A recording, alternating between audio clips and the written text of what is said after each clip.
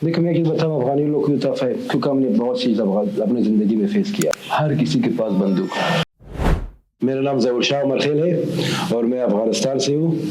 10 साल हो गया जो मैं इंडिया में रहता हूँ। मैं 2015 इंडिया में आया था और मैंने यहाँ पढ़ाई किया बैचलर कंप्यूटर एप्लीकेशन, जामिया हमदर्द से मैं ग्रेजुएट हुआ। और जैसा मैंने ट्रेनिंग स्टार्ट किया जब मैं 8 साल का था। कुछ जब आप 8 साल के थे, आप ट्रेनिंग कैसे उस टाइम से स्टार्ट कर दिया था आपने? उस टाइम से मेरा भाई जिम्नास्टिक कर रहा था। जिम्नास्टिक करते थे? मेरा बड़ा भाई, तो मैं भी उसके साथ जिम्नास्टिक शुरू किया। हमने 1 साल जिम्नास्टिक किया, फिर मेरा भाई रेसलिंग में चला गया क्योंकि हमारा एरिया जहाँ हम रहते हैं उसका हमारा एरिया का नाम है अलाउद्दीन। हम अलाउद्दीन में पूरा पहलवान लोग रहता है। अच्छा। तो इसी वजह से मेरा बड़ा भाई भी पहलवानी स्टार्ट किया, फिर मैं भी उसी के साथ। पापा बोले थे कि अगर मेरे को पहलवानी का शौक नहीं था पहले। अच्छा। मेरा बॉक्सिंग का बहुत शौक था और मैं माइक टायसन के वीडियोस देखता था बचपन से। और फिर पापा ने बोला कि जो भी भाई करता है अभी करना है क्योंकि साथ में जाना है, साथ में आना है। तो मैंने भी उसी वजह से मैंने पहलवानी स्टार्ट किया जब मैं 9 साल का था। तो अभी तक पहलवानी भी हो रहा है। और आप 8 साल से जिम्नास्टिक करते, 9 साल में आप पहलवानी शुरू किया। जी जी जी जी। उसके बाद कैसे आपका करियर रेसलिंग में कैसे ग्रो किया आपने? मैं रेसलिंग में जैसा मैंने रेसलिंग शुरू किया पहले, क्योंकि बच्चे उस टाइम ज्यादा था जिम में, 20-22 बच्चे थे। वो घर में बोर हो रहा था, मैं जिम में बहुत खुश था क्योंकि मस्ती शरारत करते थे हम वहाँ। और धीरे धीरे मेरे को रेसलिंग समझ आया कि रेसलिंग कैसा गेम है, ये अच्छे गेम है। तो शौक भी बढ़ गया। और मैं जब 32 kg का था, शायद 32 kg में 32 kg से मैं कंपटीशन स्टार्ट किया और मेरे पास 6 मेडल है अफगानिस्तान में।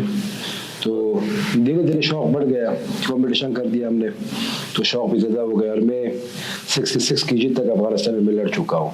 अच्छा, आप वही थे? और मेरे पास 6 मेडल है। लास्ट मेडल मैंने 2014 में यूथ में, नेशनल यूथ में मैंने गोल्ड मेडल ले लिया। अफगानिस्तान के अंदर ही नेशनल? अफगानिस्तान के अंदर नेशनल यूथ में मैंने गोल्ड मेडल ले लिया। उसके बाद 2015 में मैं इंडिया आया। तो अगर अभी हम अफगानिस्तान की बात करें, वहाँ की रेसलिंग का लेवल क्या है और क्या था उस टाइम से? अफगानिस्तान का रेसलिंग तो बहुत बढ़िया है क्योंकि मैं कई सारा रेसलिंग मैंने इंडिया में देखा और मेरे को पता लगा कि अफगानिस्तान में रेसलिंग बहुत ज़्यादा अच्छा है। बहुत ज़्यादा अच्छा है। लेकिन एक चीज़ अफगानिस्तान में अभी तक गवर्नमेंट सपोर्ट नहीं कर रहा था। जैसा बाहर championship, Asian championship, Europe championship ना, वो चैंपियनशिप अफगानिस्तान रेसलर्स को नहीं भेज रहा था। और जो भी बंदा अफगानिस्तान में नेशनल में जा रहा था उतना खास केयर नहीं कर रहा था गवर्नमेंट। तो इस वजह से अफगानिस्तान की रेसलिंग आगे नहीं गया। नहीं तो लोग मेहनती बहुत मेहनती है और रेसलिंग भी वहाँ बहुत टेक्निकली है। बहुत ज़्यादा अच्छा रेसलिंग है अफगानिस्तान में। तो उतना यूथ को, चैंपियंस को ग्रोथ नहीं मिला अफगानिस्तान में। और जैसे दागिस्तान में बच्चे रेसलिंग करते हैं, रोडों पर रेसलिंग कर रहे हैं, लाइक कल्चर है, वैसे सेम हमारे एरिया में ये पूरा अफगानियों को पता है। जिस एरिया में हम रहते हैं अलाउद्दीन, वहाँ पूरा एरिया पहलवान है। अच्छा। बूढ़े से लेके बच्चे तक सब काम टूटा हुआ है, रोडों में घूम रहा है क्योंकि उन लोगों का कल्चर ये सही है कि रेसलिंग है। तो दागिस्तान नाम क्यों है क्योंकि उन लोगों के गवर्नमेंट सपोर्ट कर रहा है ना, वो बाहर जा रहा है, खेल रहा है, मेडल लेके आ रहा है। तो इस वजह से उन लोगों का नाम हुआ है। अगर अफगानिस्तान में अफगानिस्तान पहलवानों को या अफगानिस्तान एथलीट्स को सपोर्ट मिलता था गवर्नमेंट की तरफ से तो अभी अफगानिस्तान के भी एक नाम होता था दुनिया में पहलवानी में, क्योंकि अफगानिस्तान में बहुत अच्छे पहलवान है। और अभी भी आपने किया ही है, आप वहाँ से इंडिया आए, इंडिया में भी अभी आपका इतना ज्यादा नाम है, तो आप इंडिया आए क्यों थे वहाँ से? मैं इंडिया तो सच कहानी बताऊं प्लीज। मैं कभी भी नहीं सोच रहा था कि मैं अफगानिस्तान को छोड़ दूंगा, क्योंकि मेरा ड्रीम और मेरा ख्वाब यही था कि मैं अफगानिस्तान में नेशनल में जाऊंगा और नेशनल से मैं बाहर जाऊंगा, अफगानिस्तान के लिए मेडल लेके आऊंगा। और मैं कभी भी नहीं सोच रहा कि मैं अफगानिस्तान को छोड़ दूंगा और अपना रेसलिंग को छोड़ दूंगा। वो एक देश प्रेम था। जी जी जी जी। और थोड़ा हमारा एरिया ऐसा एरिया था पूरा, वहाँ लड़ाई बहुत ज्यादा होता था, स्ट्रीट फाइट। और मैं भी उसी चीज में मैं शामिल हो गया स्ट्रीट फाइट में। बचपन से आता मैं वो अग्रेशन मेरा ज्यादा था।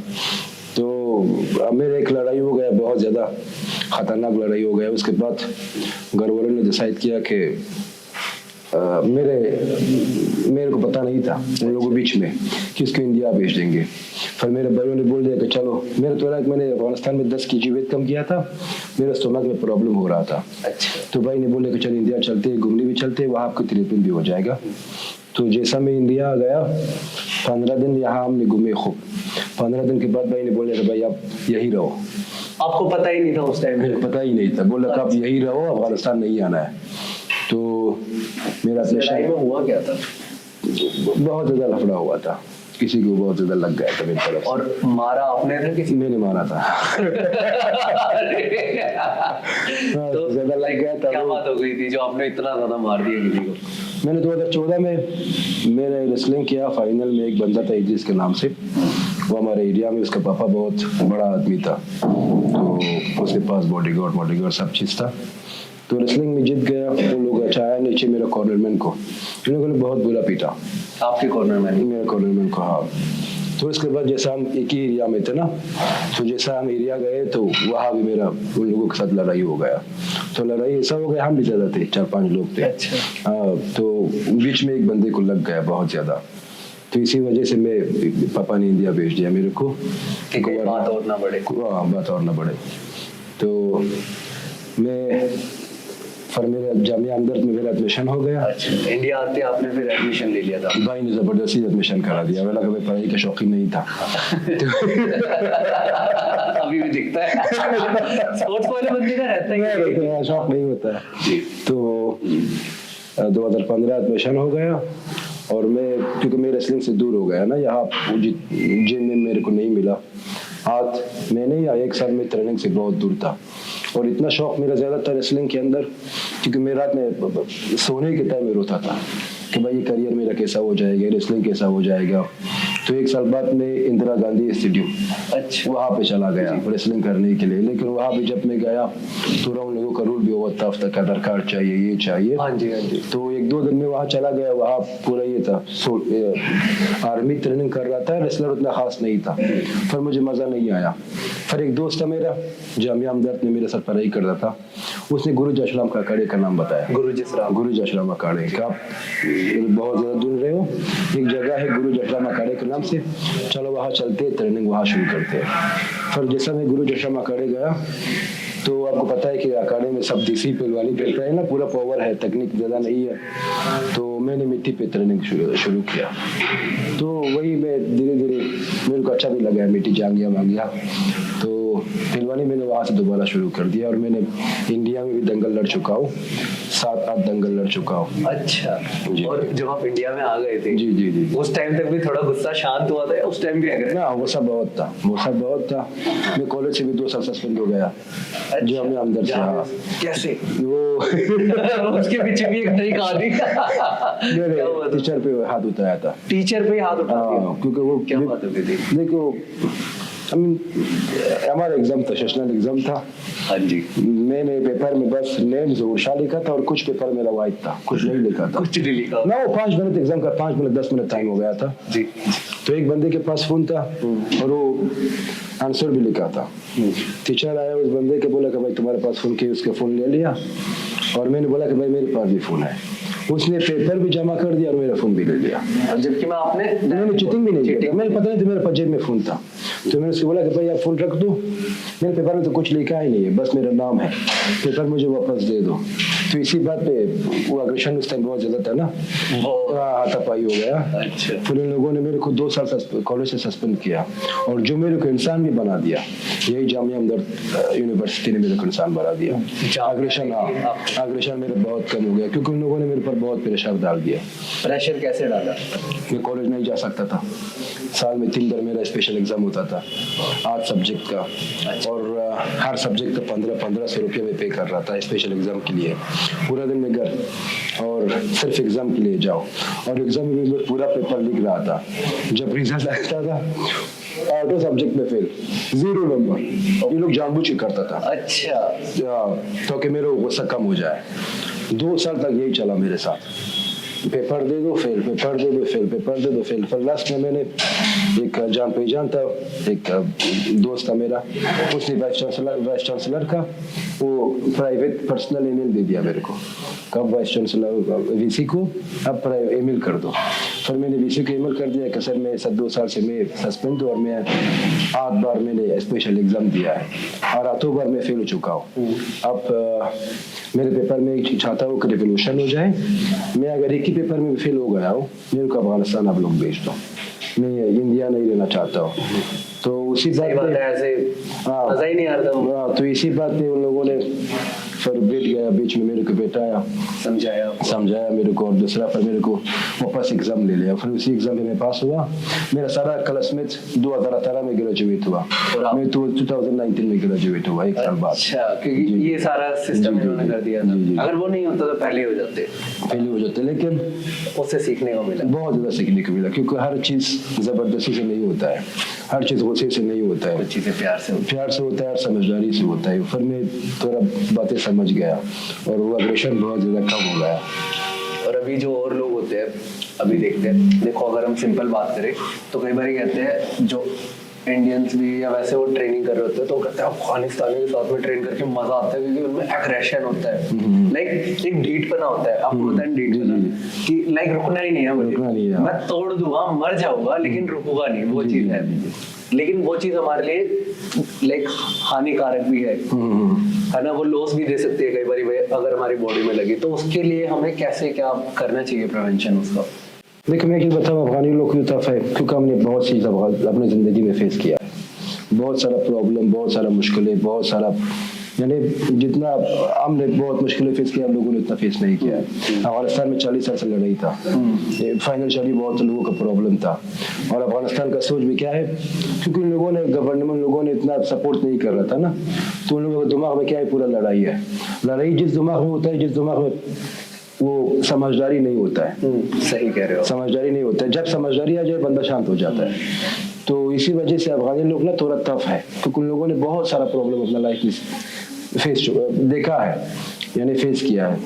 और वो जब हम चीजें फेस करते हैं, अब हम एक वॉर के अंदर रह रहे हैं तो उसमें बंदा शांत थोड़ी रह पाएगा। वो तो अफगानिस्तान का सिचुएशन भी ऐसा ही है ना, मैं आपको बताऊं, हर गली में लड़ाई है। हर गली में। अभी हालात ठीक हुआ है 4 साल से। और ये 4 साल से ठीक क्यों हुआ है? तालिबान आ गया, लोग तालिबान से डरता है। अच्छा, तालिबान से डरता है, तालिबान जैसा आ गया पूरा घरों में गया, सब घरों में चेक किया, जितना भी बंदूकें इनलीगल था सब जब्त किया, सब जमा कर दिया। तो अभी जितना भी गुंडागर्दी था, हालांकि 2020 तक इतना गुंडागर्दी ज्यादा हुआ था, अब 6 बजे रात बाहर नहीं निकल सकते थे।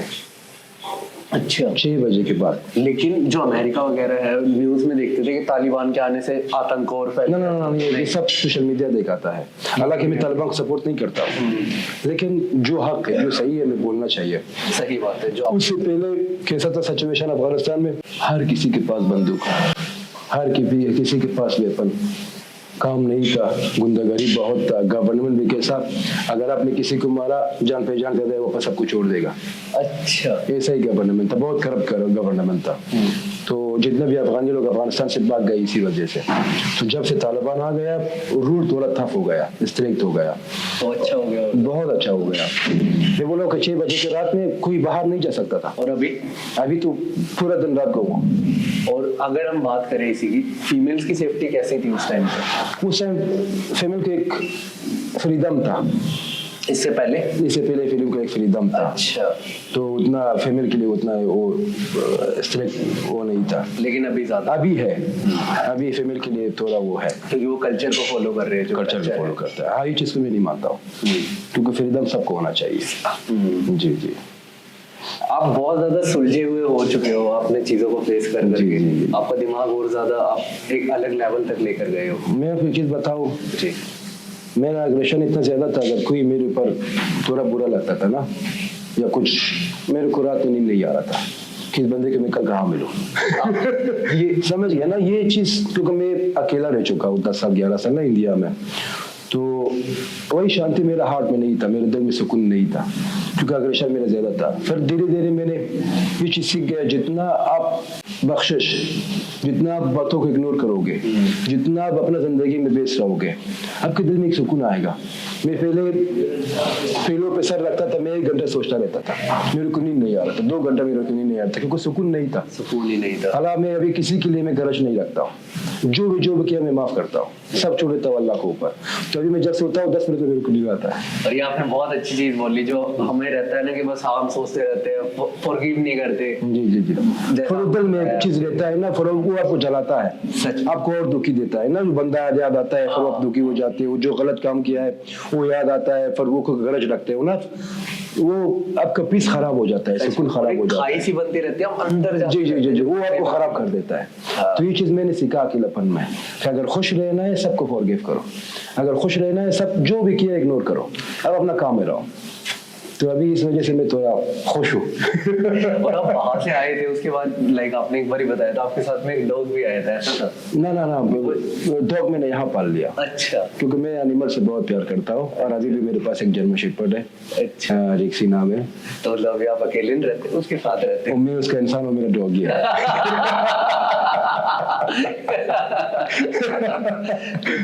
अब दोनों किसी एक साथ लेते हैं। जी। आप रेसलिंग, तो हमें अभी तक आपकी जर्नी पता चली, रेसलिंग के बाद आप एमएमए के अंदर कैसे है जिसमें आपका इतना नाम हुआ?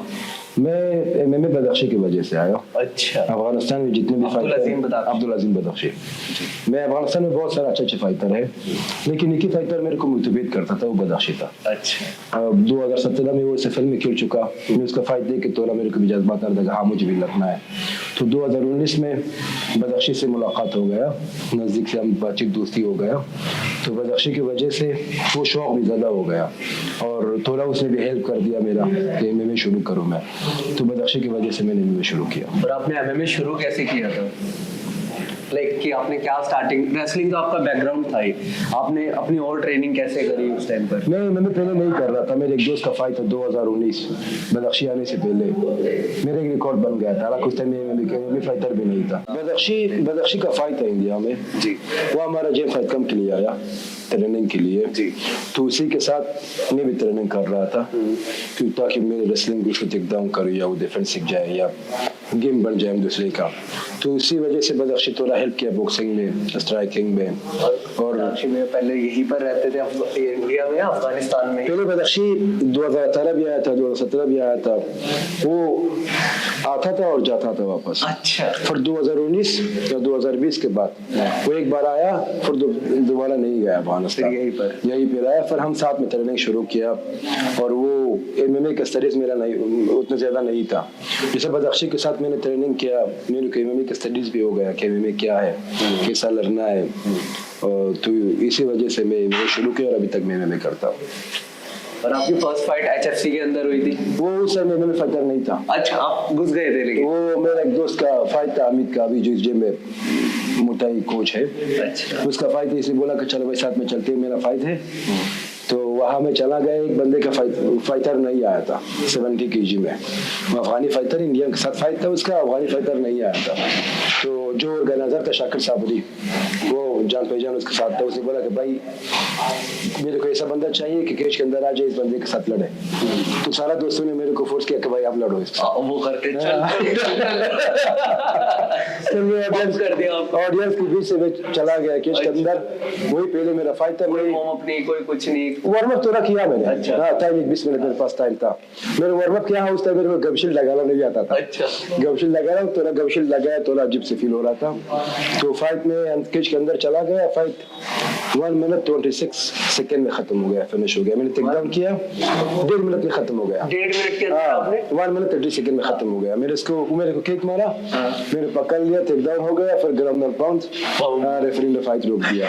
वही पहले रिकॉर्ड था, उसके बाद फिर मैंने शुरू कर दिया। अच्छा, उसमें मजा आ गया होगा? बहुत मजा आया, बहुत रेसलिंग से और ज्यादा मजा आया था कि पकड़ के बूम। मेरे को चीज समझ आया कि मैं रेसलिंग से बहुत इजी है। अच्छा। क्योंकि इसमें टेक डाउन है जी, पंच है, किक है, इसमें मिक्स है ना, मिक्स मार्शल आर्ट है। रेसलिंग थोड़ा टफ है, अगर आप बढ़िया रेसलर के साथ लड़ते हो। 6 मिनट लोगों के लिए इजी दिखता है, लेकिन 6 मिनट लड़ना एक अच्छे पहलवान के साथ बहुत ज्यादा टफ है, जो आपको खतरे मिलेंगे। अगर आप एक टेक्निक मारते हो, वापस खाली करे, आपको वापस खतरे मिलेंगे ना। तो जो मूवमेंट अच्छा हो रेसलर का, तो इस वजह 6 मिनट बहुत मुश्किल पड़ता है। तो मैंने देखा कि भाई अगर पंच नहीं मारा, टेक डाउन तो हो जाएगा, टेक डाउन हुआ, सबमिशन तो हो जाएगा, लॉक तो हो जाएगा। इस वजह से मेरे कहने का बहुत शौक हो गया, और मैं बचपन से लड़ाई वाला बंदा था। आपने स्ट्रेट फाइटर थे आप। तो आप एचएफसी में लड़े, फिर और इवेंट्स लड़े, आप एमएफएन के अंदर कैसे आए? बदख्शी की वजह से। अच्छा। बदख्शी की वजह से मैं जब बदख्शी के साथ ट्रेनिंग किया, और बदख्शी को बोला कि मैं अच्छा लड़ता हूँ एमएमए में, तो पहले फाइट मेरे को एमएफएन 7 में मिला। अच्छा। एमएफएन 7 श्रीकांत के साथ। तो फाइट से पहले 10-15 दिन पहले मेरा फ्रैक्चर हो गया उंगली। अच्छा। बॉक्सिंग में, तो फाइट कैंसल हो गया।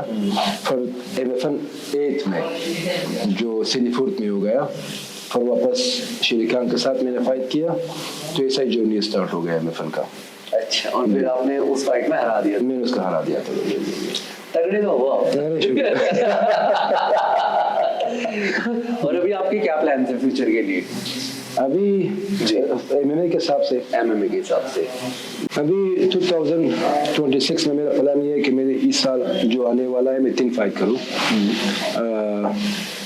अभी तो बातचीत चल रहा है, अगर ब्रेव इंडिया में आ गया तो मैं ब्रेव में लड़ना चाहता हूँ। और हालांकि MFN से बात हुई है, 19 में मेरे को फाइट मिल रहा है। तो MFN में आपको पता है कि साल में 1 बार 2 बार फाइट मिलता है जी। और मैं चाहता हूँ कि साल में 3 फाइट या 4 फाइट करूँ जब तक मैं इंडिया में हूँ, रिकॉर्ड बनाऊँ। तो शायद अभी मैं 1-2-3 साल इंडिया में हूँ, उसके बाद ऑस्ट्रेलिया जाके थोड़ा रिकॉर्ड अच्छे से बनाऊँ इंडिया में, फिर वहाँ भी मैं MMA कराऊंगा। जी जी जी। अच्छा, एक बात पूछूं आप जी, जैसे अभी बाहर जाते हैं हम देखते हैं जो इंडियन लोग होते हैं वो अफगानिस्तान में जाकर के उनको बहुत ज्यादा प्यार देते हैं, तो ऐसा क्यों होता है? क्योंकि हम बचपन से हिंदी मूवी देखा है बहुत। अच्छा। और अफगानिस्तान में जितना हिंदी गाना चलता है 90s, उतना इंडिया में नहीं चलता है। सच में? जी जी। और दूसरा बात ये है कि अच्छा सा रिलेशन है। इंडियन गवर्नमेंट अफगानिस्तान गवर्नमेंट को बहुत ज़्यादा सपोर्ट किया है, हर चीज़ में बहुत सपोर्ट किया है। तो ये चीज़ एक दोस्ती है। और अफगानी लोग इंडियंस को बहुत ज़्यादा मानता है, बहुत ज़्यादा रिस्पेक्ट करता है। तो वो दिल में एक प्यार है।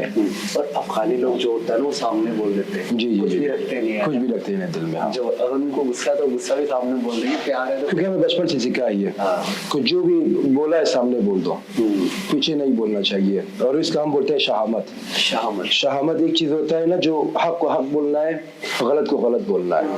तो ये चीज बचपन से अपब्रिंगिंग में हमें समझ रहा है। वो बता रहा था हमें कैसा बताइए, बंद हो गया, खराब हो गया, इंग्लिश में हिंदी खराब हो गया। अपब्रिंगिंग में ना हमारे स्कूल में, घरों में, मदरसे में, जहाँ भी हम जाते थे, ये शहामत के बारे में सिखा रहा था हमें। शहामत वो होता है जो बंदे ने अगर गलत किया तो गलत बोलो, सामने बोल दो कि भाई आप गलत कर रहे हो।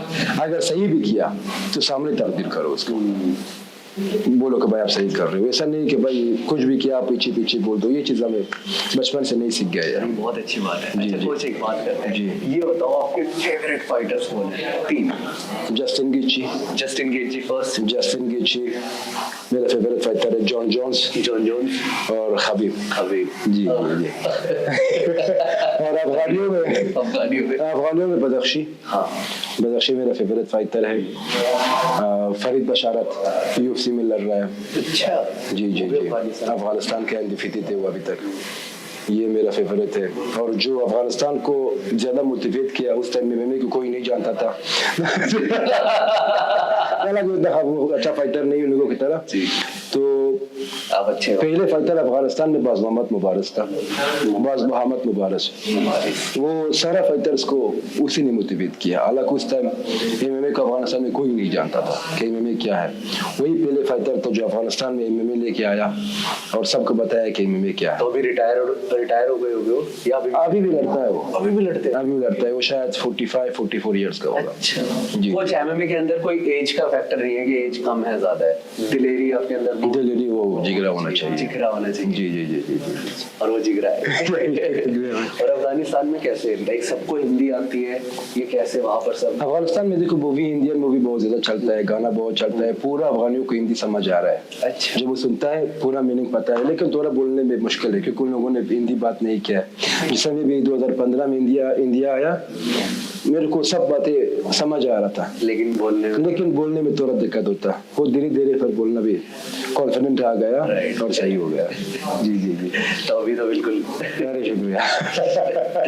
कोच अगर आपके पास में कोई, लाइक ज्यादातर आप देखोगे जो अपने एथलीट्स होते हैं वो फाइट में या वैसे उनको इंजरीज ज्यादा आ जाती है, तो इंजरीज से बचे कैसे कि उसको इंजरी ना आए? वो जिम के अंदर या फाइट के अंदर इंजरीज तो भाई होता है हर किसी को, लेकिन इसमें क्या बताऊँ मैं, लाइक उसको ट्रेनिंग के अंदर क्या ध्यान रखना चाहिए? वैसे उतना टफ नहीं लड़ना है ट्रेनिंग के अंदर पार्टनर के साथ। तो फ्रेंडली लड़ रहे हैं। हाँ, फाइट में तो इंजरी होता है और थोड़ा इंजरी पे ध्यान दे, केयर करे। जब तक ठीक नहीं हुआ ऐसा जोश आया कि इंजरी भी है, ट्रेनिंग वापस शुरू करे। पहले खुद को ठीक करे, उसके बाद वापस एमएमए शुरू करे, अपना ट्रेनिंग शुरू करे। क्योंकि अगर एक बार इंजरी लग गया ना तो करियर भी खत्म हो जाएगा, अगर बहुत सीरियसली इंजरी हो जाए। सही कह रहे हो। जी जी जी। पर स्पारिंग में भी कोई ईगो नहीं दिखाना है ना। जिम में तो वैसा माहौल दोस्ताना बनाना है, फ्रेंडली बनाना है। और जिसके अंदर ईगो होता है तो वो आगे भी नहीं जाता है। जितना हम्बल रहोगे, जितना हार्ड वर्क करोगे आप, उतना ही आप आगे जाओगे। जी जी जी। अभी इंडिया में कौन कौन सी ऐसी फेडरेशन है जो ज्यादा अच्छे कर रही है? जैसे एमएफएन है, एपीएफसी का भी एक बार पहले बार फाइट बनाया, ये भी अच्छा ऑर्गेनाइज किया फाइट। आपको क्या लगता है कि इंडिया के अंदर एमएमए का फ्यूचर क्या है? क्योंकि मैं 8 साल से कोचिंग भी कर रहा हूँ और ट्रेनिंग भी कर रहा हूँ। 8 साल के कंपेयर से अभी तक बहुत ज़्यादा ग्रो किया एमएमए इंडिया में। पहले उतना एमएमए उतना यहाँ स्टडीज नहीं था। अभी जब मैं देखता हूँ, क्योंकि फाइटर्स बाहर भी जाता है, फाइट कम लेता है ना, इंडोनेशिया, बाली, हर जगह, तो अभी एमएमए इंडिया में बहुत ज़्यादा ग्रो किया है। स्पेशली बीजेजे लोग यहाँ पर भी बहुत सही से बीजेजे करता है। तो अगर ऐसा चले जाए ना, 5 साल के बाद इंडिया से भी बहुत ज़्यादा चैंपियन हो जाएगा वोट में। और इंडिया में अगर देखा जाए, आप 8 साल से कोचिंग करा रहे हो, क्या कमियां हैं जिसकी वजह से लोग एमएमए के अंदर या फाइटिंग के अंदर आगे नहीं बढ़ पा रहे? क्या वो ऐसी? अभी तो इससे कुछ कमियां नहीं है, या वो क्या इम्प्रूव कर सकते हैं कि भाई ये चीजें इम्प्रूव करें तो और आगे बढ़े? ऐसा कुछ कि वो अपने कोई गेम प्लान में कुछ चेंजेस लेके आए? अभी तो बहुत सही चल रहा है, ऐसा कुछ नहीं बता रहा हूँ कुछ कमियां है। जैसे मैंने बोला कि 5 साल के कंपेयर के अभी तक बहुत ज़्यादा एमएमए ग्रो किया है और बहुत ज़्यादा स्टडीज भी हो गया है। अच्छी जगह पे ट्रेनिंग करें। अच्छी जगह, अच्छी कोच के पास कौन सी है इंडिया के अंदर? अगर 3 से 5 ले तो म्यूटेंट अंगद के जिम जी, और दिल्ली में भी क्रॉस टेरेन, वॉरियर स्कोप, क्योंकि वहाँ पार्टनर बहुत सही मिलता है आपको जी। फाइटर बहुत ज्यादा है। अब जितना अच्छे फाइटर्स के साथ ट्रेनिंग करोगे उतना आप तगड़े बनोगे, उतना आपका माइंडसेट भी टफ हो जाएगा। अभी आपने 3 जिम बताए, म्यूटेंट, क्रॉसफिट, वॉरियर्स को और दूसरा एसएफएल जिम। मान गया ना फिर। ये अच्छा था। और यहाँ पर तो आप भी मिलोगे। जी जी जी। तो कुछ अभी लास्ट, अगर आपकी जिंदगी के मानते हैं लास्ट 1 मिनट बचा हुआ है, तो क्या ऐसी एडवाइस होगी जो आप सभी लोगों को देना चाहोगे, जो सभी लोगों के लिए फाइटर्स को छोड़कर, वो क्या होगी? सही से जी लो, खुशी से जी लो, अपना जिंदगी को बर्बाद ना करो, एक दिन के भी बर्बाद ना करो। बहुत खुशी से जी लो, प्यार मोहब्बत से रहो, नफरत दिल में मत रखो, रेसिज्म मत बनो, क्योंकि ये रेसिज्म अगर दिल में हो तो अच्छा इंसान भी नहीं है बंदा। सबसे प्यार करो, ये नहीं कि वो कौन सा रिलीजन है, कौन सा कास्ट है, हम सभी इंसान हैं। इंसान की तरह एक दूसरे की तरह मोहब्बत कर लो, प्यार मोहब्बत से रहो, यही मैं बोलना चाहता हूँ। जी, आपने बिल्कुल सही बात है। और अगर फाइटर के लिए कोई एडवाइस रही तो?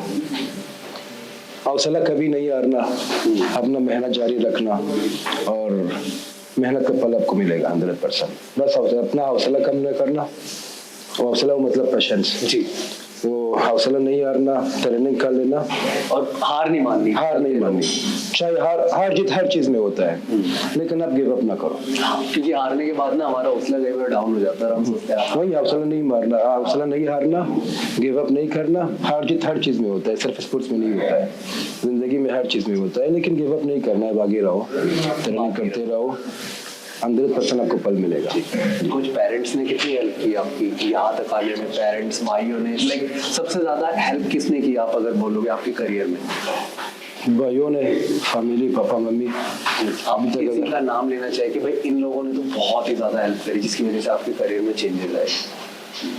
पूरा फैमिली सपोर्ट किया, ऐसा कोई स्पेशल नाम नहीं है, पूरा फैमिली, पूरा भाइयों ने, पपी मामा, पापा मम्मी, अरे मेरा बहुत दिमाग खराब हो गया, पूरा फैमिली ने सपोर्ट किया मेरे को।